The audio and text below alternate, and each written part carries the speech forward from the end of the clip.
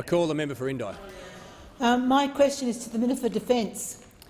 Minister, Defence APS staff recruitment has been under an intimate recruitment arrangement, which the APS Commissioner lifted on 1 July 2015.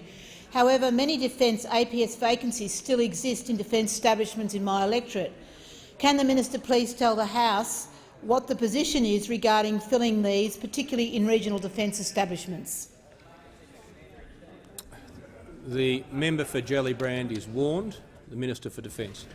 Thank you, Mr Speaker, and I thank the member for Indi for her question. And as she says, there are significant defence establishments in her electorate at Bandiana and at Bonegilla. And indeed, these are the centres, so far as the Australian Army is concerned, for their logistical training centres. Why are they important? They're important because logistical training is what provides us with the drivers, the mechanics, the electricians, people with those range of skills which are absolutely essential for the functioning of the Australian Army as part of the Australian Defence Force. Indeed, as I recall, Mr Speaker, there's some 1,700 Australian Defence Force personnel who are in the honourable member's electorate, and that includes some 200 civilians. Can I say that there may be some misapprehension from the honourable member about what's happening in relation to defence recruitment. There's certainly no freeze in relation to that, but there are two important components of what is occurring at the present time.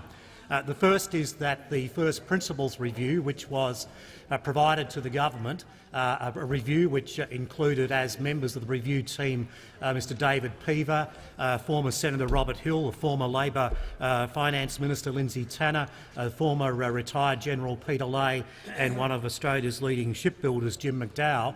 That group of 5 experts reported to the government on the corporate structure of the Defence Department in Australia, and that came to the conclusion that there was, to some extent, a middle management of the corporate defence structure which was out of shape. Now, what the Secretary of the Department, Mr Richardson, is now doing is working through and managing those changes as a result of the implementation of the Peever review. And there are a number of reforms, including the winding back into the Defence Department of the former Defence Materiel Organisation.